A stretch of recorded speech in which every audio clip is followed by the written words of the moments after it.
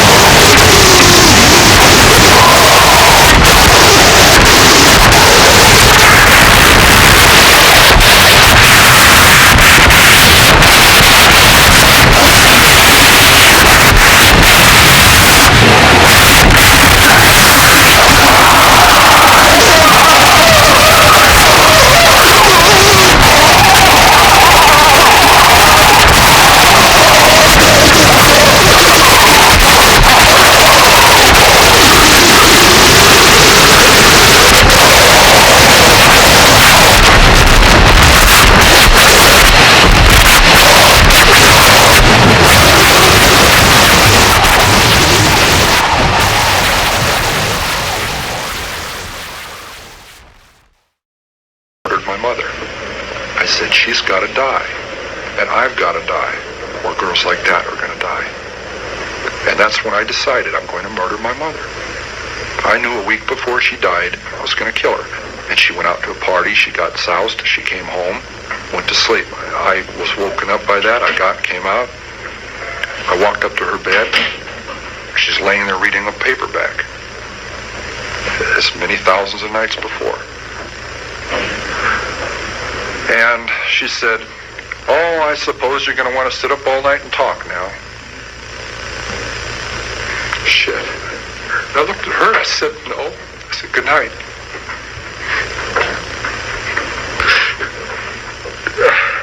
And I knew I was going to kill her, you know? And I'm so cold, it's so hard. And that's the first time in 10 years I've looked at it that way. I mean, that intensely, that honestly. It hurts. Because I'm not a lizard, I'm not from under a rock. I came out of her vagina. See? I came out of my mother. And in a rage, I went right back in. For 7 years, she said, I haven't had sex with a man because of you, my murderous son. This is one of our arguments. And I cut off her head, and I humiliated her corpse.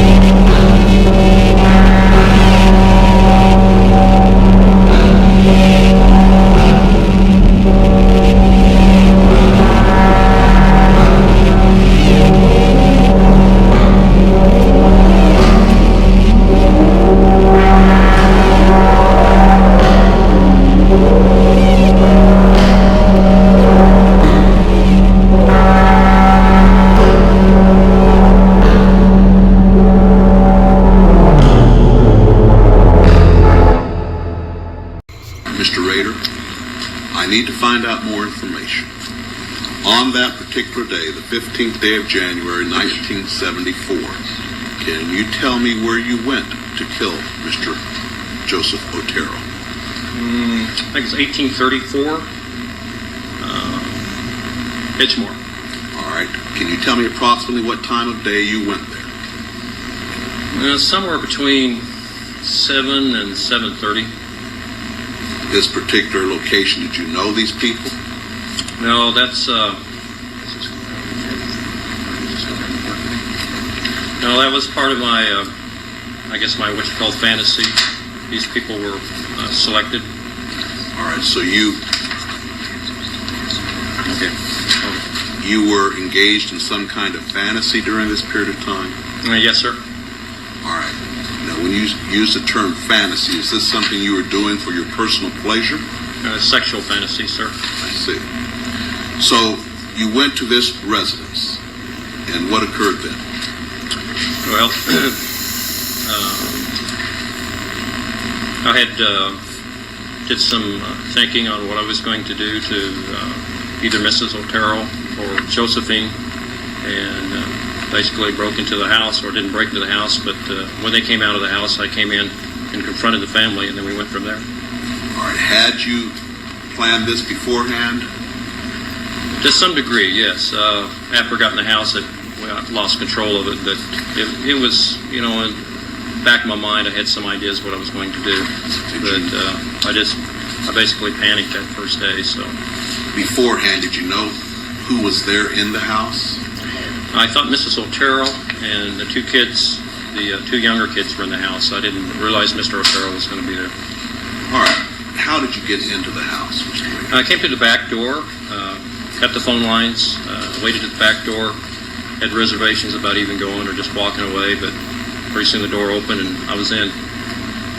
All right, so the door opened, was it open for you, or did something? I think one of the kids, I think the junior, or not junior, yes, the younger, Joseph opened the door. He probably let the dog out because the dog was in the house at that time. All right, when you went into the house, what happened then? Well, I confronted the family, pulled a pistol, confronted Mr. Otero, and asked him to, you know, that I was there to, basically, I was wanted to get the car. I was hungry, food, I was wanted, and asked him to lie down in the living room. And at that time, I realized that wouldn't be a really good idea, so I finally, the dog was a real problem, so I asked Mr. Otero if he could get the dog out, so he had one of the kids put it out. And I took him back to the bedroom. You took who back to the bedroom? The family, the bedroom, the 4 members. All right, what happened then? At that time, I tied him up. While still holding him at gunpoint? Well, in between tying and yes. Yeah. All right, after you tied them up, what occurred? Well, they started complaining about being tied up, and I re-loosened their bonds a couple of times. Tried to make Mr. Otero as comfortable as I could. Currently had a cracked rib from a car accident, so I had him put a pillow down for his head. Had he put a, I think he Parker or a coat underneath him. They talked to me about giving the car and whatever money. I guess they didn't have very much money. And there I realized that, I didn't have a mask on or anything. They already could ID me, and made a decision to go ahead and put them down, I guess, or strangle them. All right, what did you do to Joseph Otero Sr.? Joseph Otero? Yeah, Joseph Otero Sr., Mr. Otero, the father. I put a plastic bag over his head and then some cords and tightened it. And this was in the bedroom? Yes, sir.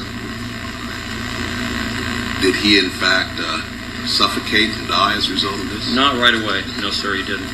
What happened? Well, after that, I did Mrs. Otero. I had never strangled anyone before, so I really didn't know how much pressure you had to put on a person or how long it would take. But Was she also tied up there in the Yes, bedroom? yeah, both their hands and their feet were tied up. She was on the bed. Where were the children? Josephine was on the bed, and Junior was on the floor this time. So we're talking first of all about Joseph Otero. So you'd put the bag over his head and tied it, and he did not die right away. Can you tell me what happened in regards to Joseph? He moved over real quick, like, and I think tore a hole in the bag, and I could tell that he was having some problems there. But at that time, the whole family just went panicked on me, so I worked pretty quick.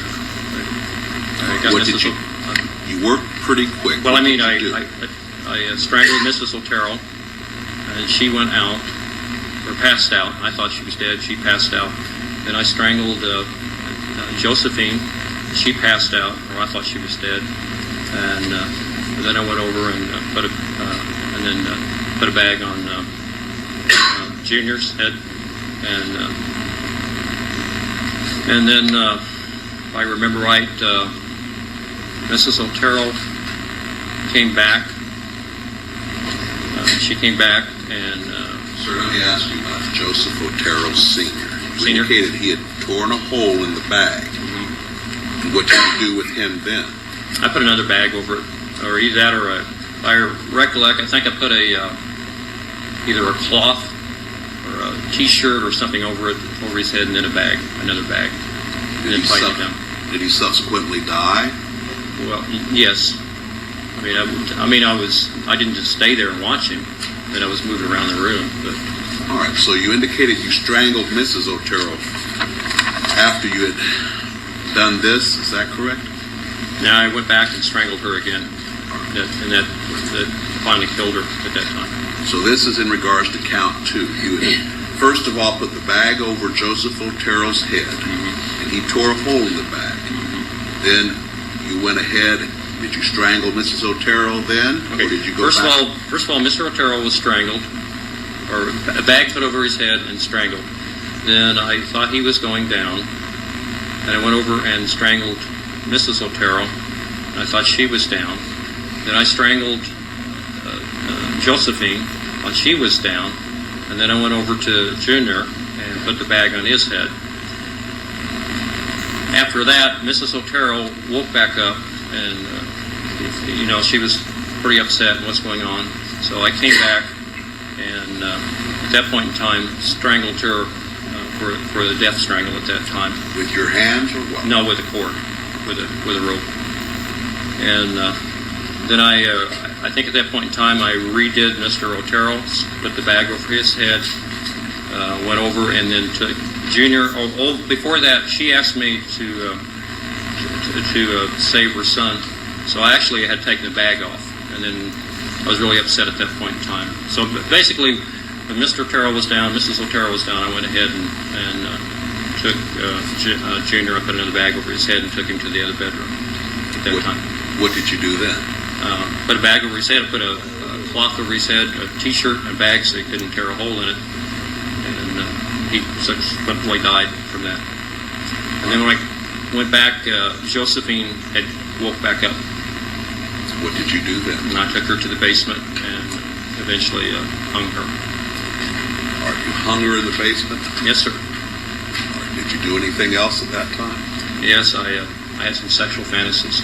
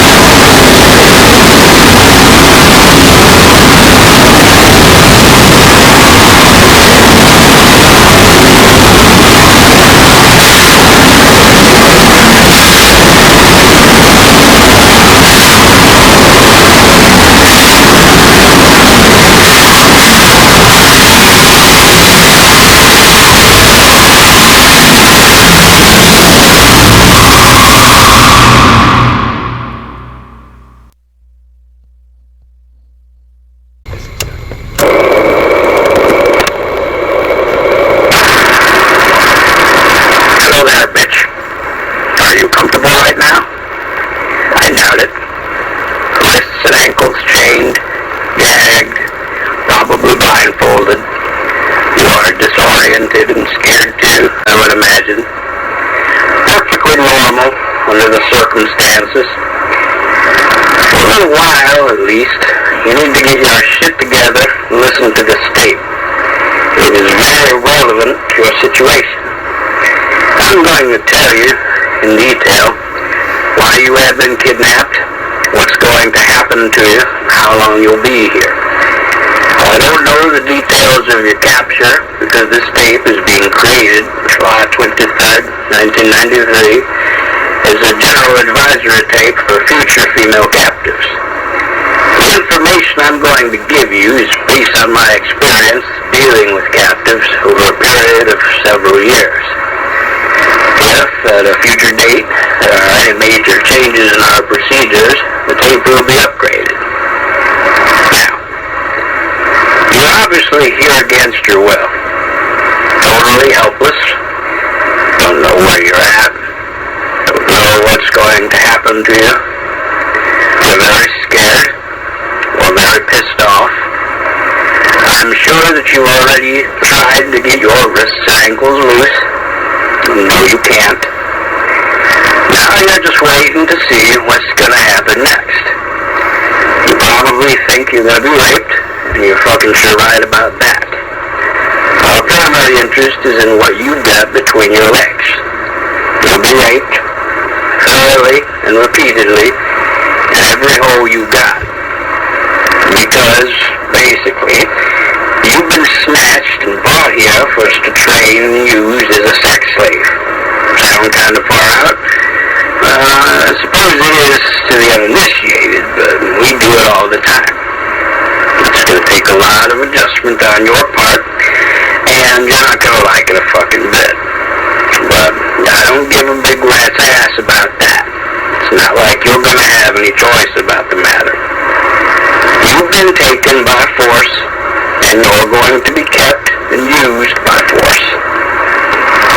What all this amounts to is that you're going to be kept naked and chained up like an animal, to be used and abused anytime we want to, any way that we want to. You might as well start getting used to it, because you're going to be kept here and used until such time as we get tired of fucking around with you. And we will, eventually, in a month or two, maybe 3. It's no big deal. My lady friend and I have been keeping sex slaves for years. We both have kinky hang-ups involving rape, dungeon games, etc.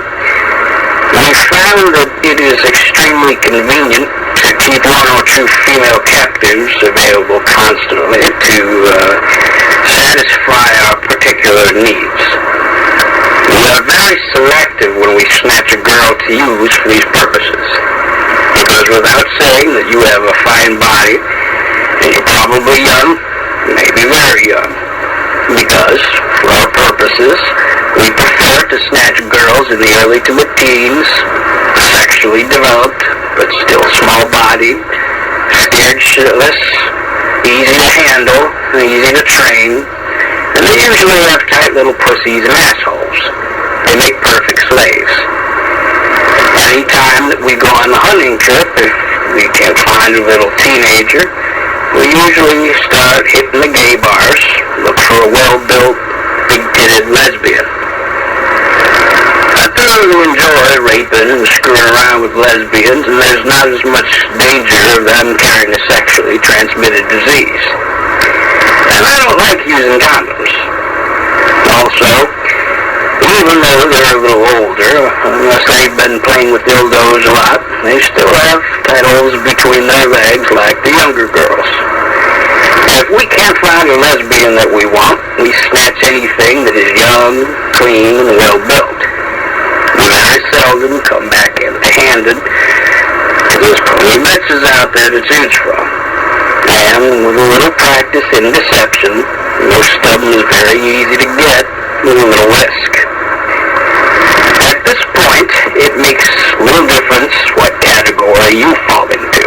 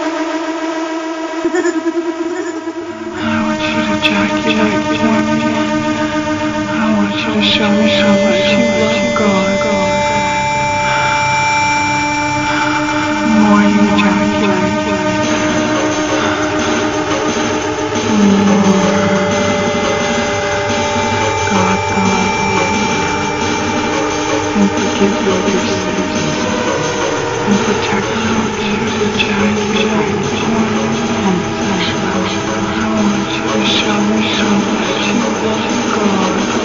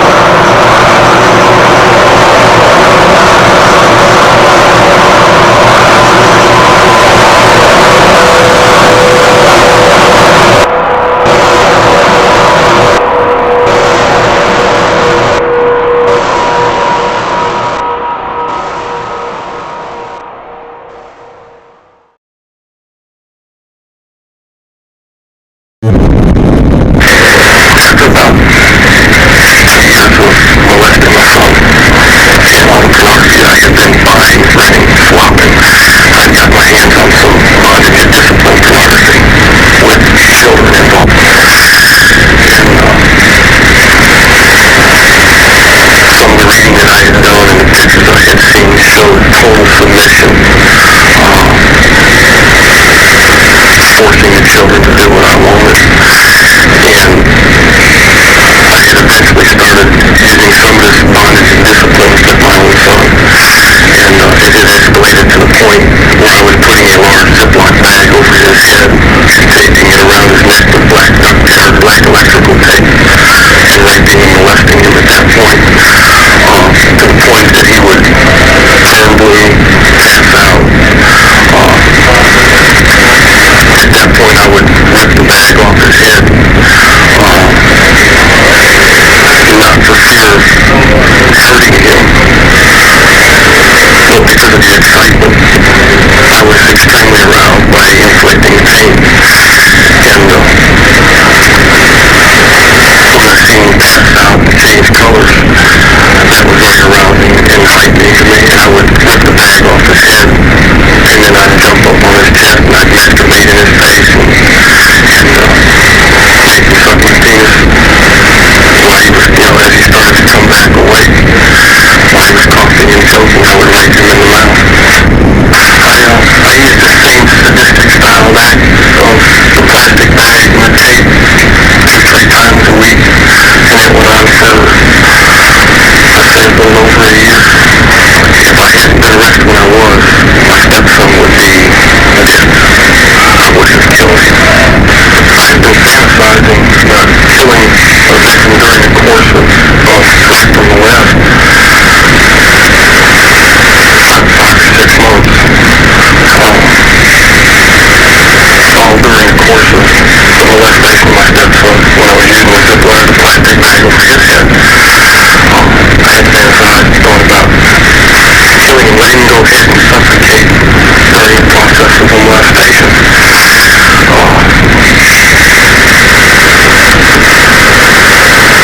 I believe it would have been maybe as short as another month or two that I would have actually killed him if I was not arrested. Gerald's sadistic attacks continued despite the fact that his stepson reported him repeatedly. No one believes the child. It was reported to my wife and my parents probably 6, 7 different times. There was actually one instance where I went to the police station myself to turn myself in, and the police station officer at the desk told me to go home and sleep off my drunk, and I left. If it wasn't for the fact that my landlord had found some pornographic pictures of my son in the attic of the home where we were living, I would probably still be molested. As you might expect, Gerald didn't confine his sexual assaults to the home. In fact, he had a lengthy history of attacking children outside the home as well. He had molested children from ages 4 to 16, with a preference for 10 to 14-year-old boys. I've been raping and molesting for over a period of 25 years, and I have in excess of 300 victims. Hands-on victims? All hands-on victims. How did you get access to so many victims? Children are on the street all the time. I created my own opportunities. There were children at stores. I had picked some children up at the stores, at the penny arcades, and I have snatched some off the street. Now, did you pick them up? Do you grooming? You talk them into it, or do you violently grab them and kidnap them? Sometimes there had been some violent kidnapping. Snatching a child off the street, pulling him into my car, taking him to a deserted area, raping and molesting him, and then taking him back to where I had snatched him from. There had been instances where I would bring the child with toys, money. I'd see a child in a store standing around the toy displays, and I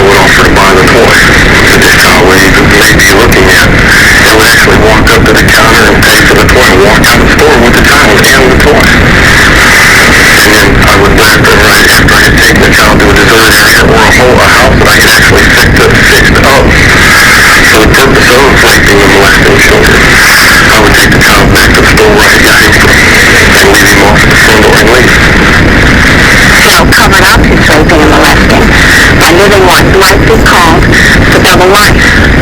Friends and associates had no clue he was a violent man.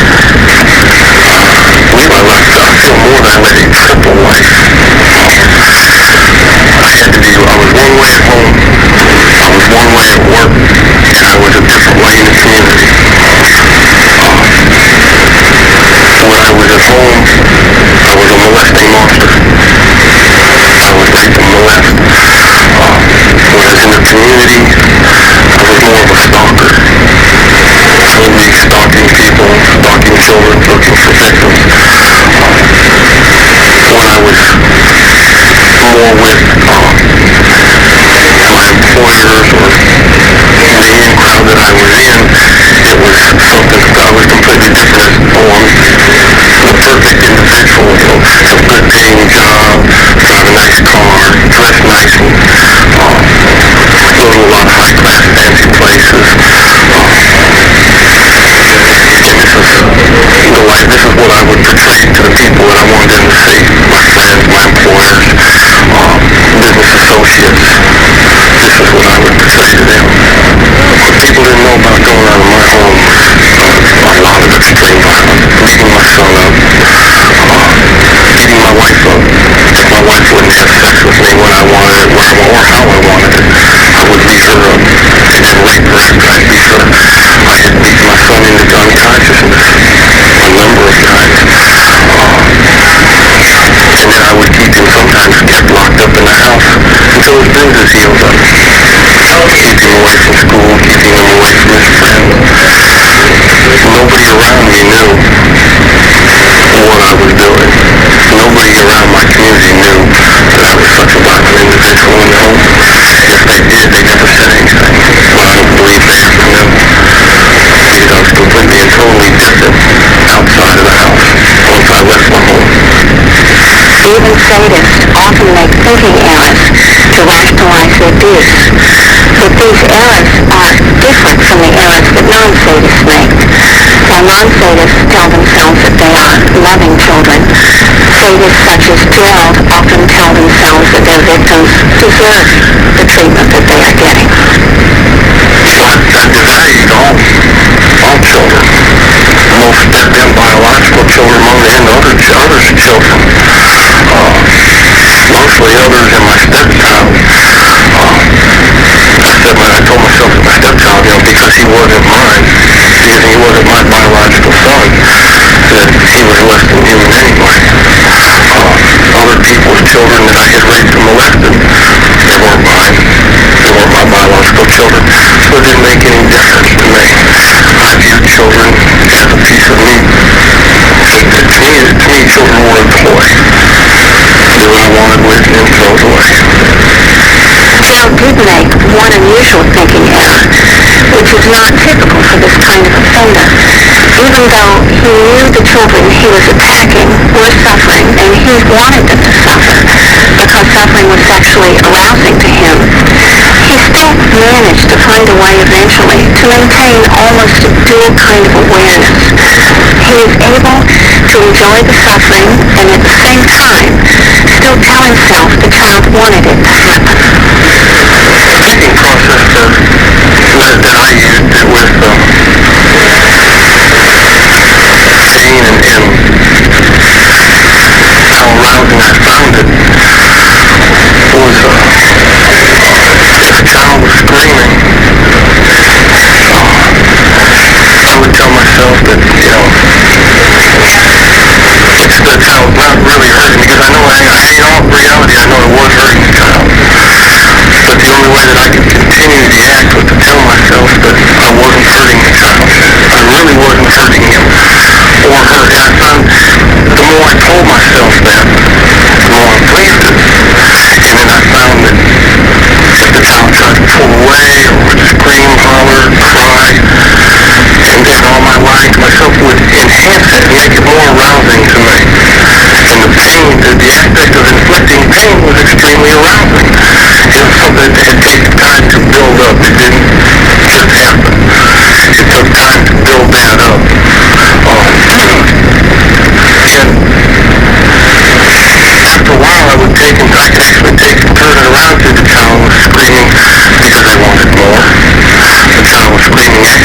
because they liked it.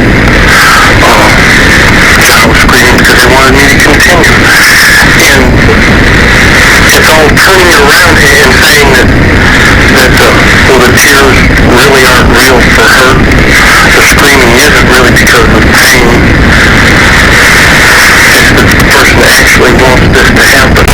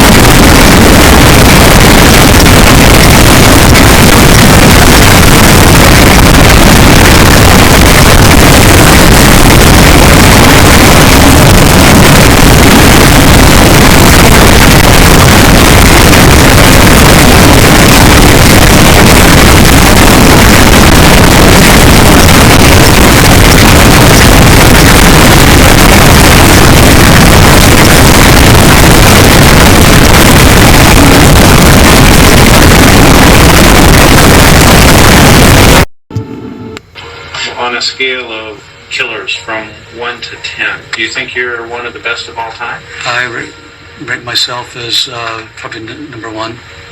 So that's pretty damn good, isn't it? That's pretty good, yeah.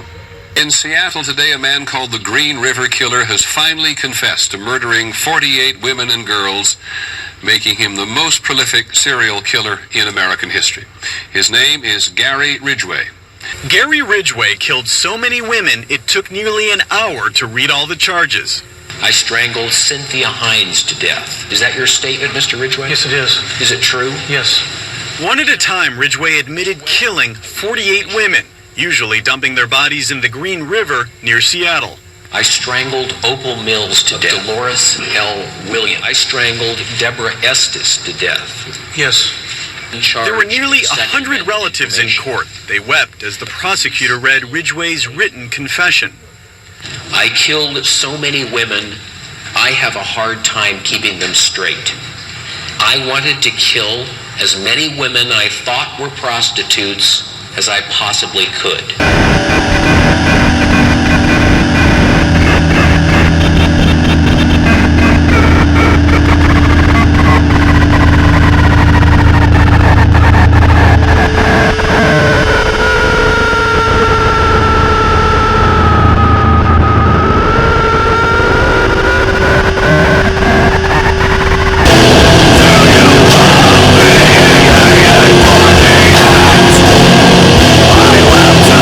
So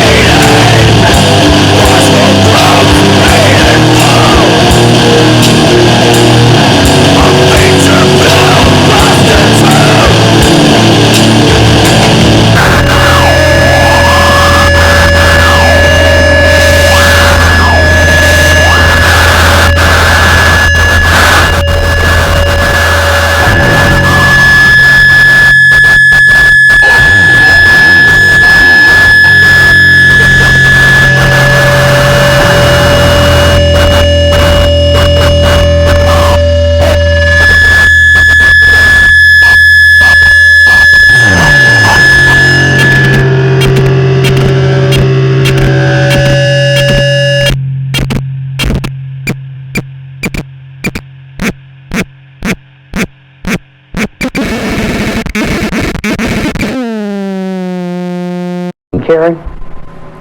I've always looked after my children, even now. What kind of values do you remember imparting to them? The kind of values? Were you strict with them too? No, not as strict as, no. A lot of things that my dad did, I refuse to do, because I don't believe in hitting children. I don't believe in spoiling a child either. My values are such that if you give enough love to a child... You're accused of murdering 33 kids, and you say you didn't believe in hitting. I mean... Well, anybody that knows... You see, first of all, you're basing this garbage on what you've heard of me. And what the jury said, and what the courts of appeal have said. And the prosecutor who put him in jail says Gacy is a ruthless and sadistic killing machine. What happened to... what happened in the Bukovic case? Where was he picked up, and how did he get to the house, and what happened with him? I don't want to go into the other... the 5 that I know about, just take it that I didn't... Bukovic is not one that I killed, so I don't know nothing about him. The little bit that I know about him is that he was an employee of mine. See, when you look about this recall business, and I'm not a prosecutor, John, but you just... I know you're not. Wait a minute. ...is not one that you killed, which suggests that maybe in fact there were others that you did kill. No, okay, I'm sorry if I led you to believe... No, strike it then. That is wrong. I had a rosary, which I carried in my pocket. I've always carried a rosary. It was my communion rosary. They said, well, what kind of a knot do you use? I said, what do you mean knot? When I tie things up? I says, depending on what I'm using it for, I said, the only thing I ever learned from Boy Scouts is a tourniquet knot. He said, well, show us what that is. So I took, at that time, and again, it's together, but in order to demonstrate it here, I took the rosary and I said, well, here, you put it around. This is hard trying to do this. Why don't you put your hand out? Okay, here. What I told him, I said, here, all you do is you wrap it around, you put one knot in it. And I said, then you put a second knot in it. Okay? I said, and then you take a stick and stick it in here, and you just turn this. And I said, it causes a tourniquet. I said, that's the only knot I ever learned. Precisely the kind of knot found on the ropes wrapped around the necks of the victims found under the house on Summerdale. To me, clowning was a way of relaxation for me. You regressed in childhood, you were able to relax, and you could be goofy if you wanted to, and still you had the facade of your face being covered. The clown suit hid his face and his evil crimes as well. Even today, on death row, he's painting portraits of himself as a clown. The 33 Flavors clown, and the convicted killer of 33 can't help but chuckle at the irony. I used to do clowning, and I don't know if you want to mention the name, for an ice cream company in Chicago, who had 33 flavors. I used to, I'm serious, Wrestler Ice Cream Company. I was their contractor, and I was also their clown. And Pogo the Clown was the clowning that I did for charity hospital work for the Democratic Party, and Pogo the Clown was originally. Pogo comes from being Polish and on the go all the time, so it's Pogo. Why the skeleton? This was done by request. Somebody requested a skull clown, and mostly the punk rockers and the undergrounders like that stuff there. This is Christ, as I see him in myself. And it's monolithic because Christ, to me, is monolithic. He's all things to all people. John Gacy was finally arrested because he ran out of space and dumped the 33rd body in a river.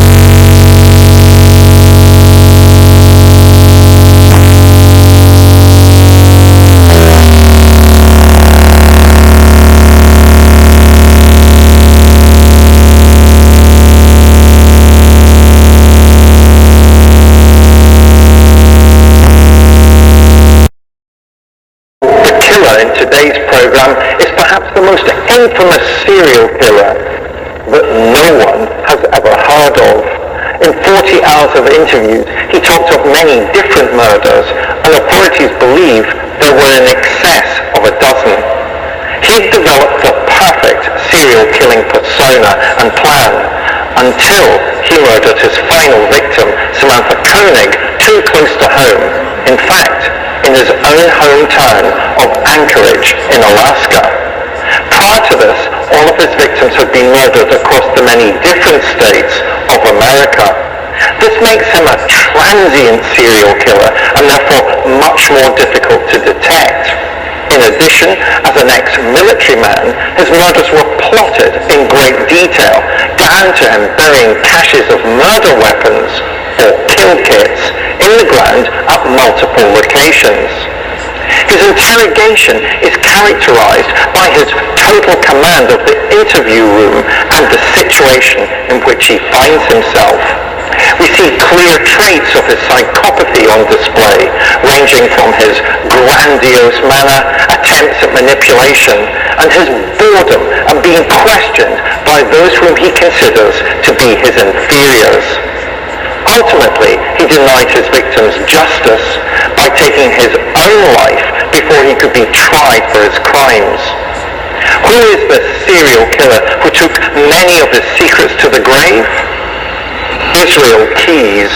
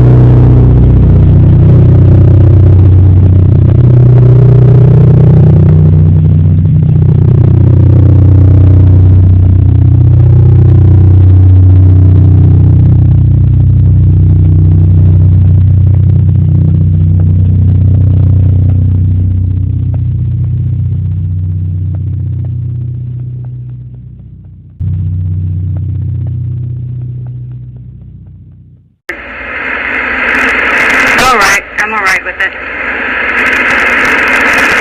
How? I'm all right with it, but like I said, remember, let them know that I know that the cops knew who I was after Richard Mallory died. I left prints everywhere, and they covered it up. They let me kill the rest of those guys to turn me into a serial killer.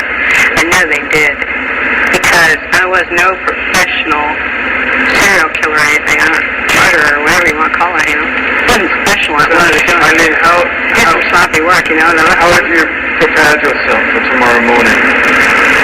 I'm all right with it. I'm ready to go. Hey, I was tortured at DCI. They had the intercom on in the room, and they kept lying that it wasn't on, and they were using sonic pressure on my head since 1997. Every time I was trying to write something, I think they had some kind of eye in the cell, I'm not sure, but every time I started writing something, it went up higher.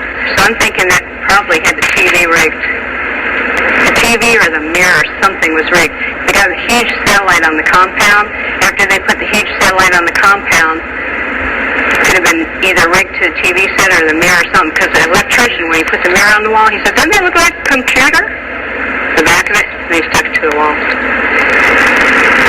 And do you think, did that affect your mind, do you think? Huh?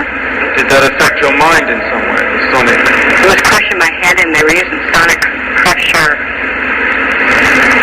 continually. And when I had 3 meetings with Miss Villacorta on it, every meeting I had, she increased the pressure of the volume of the comm, increased the harassment on the floor, increased the trays being inedible, just increased every bit of my complaints, and trashed all grievances. They're trying to make it look like I was crazy at all times, rig up the room with torture. If I said anything about I think their whole plan was to try to make it look like I was totally crazy, and so nobody would believe anything I had to say about anything, and then drive me there if they could. I suffered so bad. I was really struggling to survive. I had a lot of trays that were attempted murder and everything. I had to wash all my food off. And then one day I didn't wash my food off, and I was sick for 3 weeks, almost died. But you're okay now? I'm okay. I'm okay. God is going to be there. Jesus Christ is going to be there. All the angels and everything.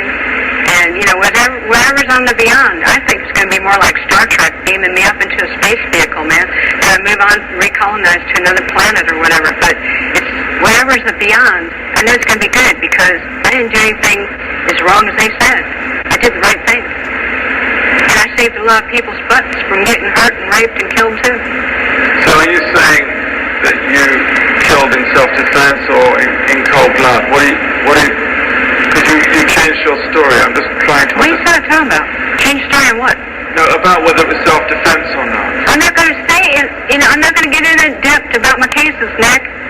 I'm on my way to the chamber. Nothing stopping it. You can believe it or you don't have to believe it. That's up to you, man. Put a big question mark on your film. What more is there to say about the cops? What more do you want to say about the cops? A lot of stuff. Did you know that they were surveilling me before I killed? And then I knew it? And that was covered up? Did you know there was helicopters dropping down from the sky? Deputy sheriff with decoys picking me up 4 or 5 months before my arrest? It was covered up? But nonetheless, nobody ever asked me these questions. Whether the cops were following you or not, Aileen. Oh, whether the cops are following me or not, Aileen, okay, what? Let's say the cops were following you. Yeah? Let's say they were following you. They did everything that you're saying they did. Nonetheless, you killed 7 men. Yes, and I'm asking you, what got you to kill the 7 men? And I'm telling you, because the cops let me keep killing them, Nick. Don't you get it? Not everybody is killing 7 people. So there must have been something in you that was getting you... Oh, you are lost, Nick! So I was a hitchhiking hooker. Right. Running into trouble. I'd shoot the guy if I ran into trouble. Physical trouble. The cops knew it. When the physical trouble came along, let her clean the streets. And then we'll pull her in. But how come there was so much physical trouble in because it was all in 1 year. 7 people in 1 year. Oh, well. But why not say now? Because I'm out of retaliation for taking my life. all these years and told the pathological lying. Yeah, thanks a lot. I lost my fucking life because of it. Couldn't even get a fair trial. Couldn't even get a fair investigation or nothing. Couldn't even have my appeals right. You sabotaged my ass, society, and the cops, and the system. A raped woman got executed. It was used for books and movies and shit. Ladder climbs, her election, everything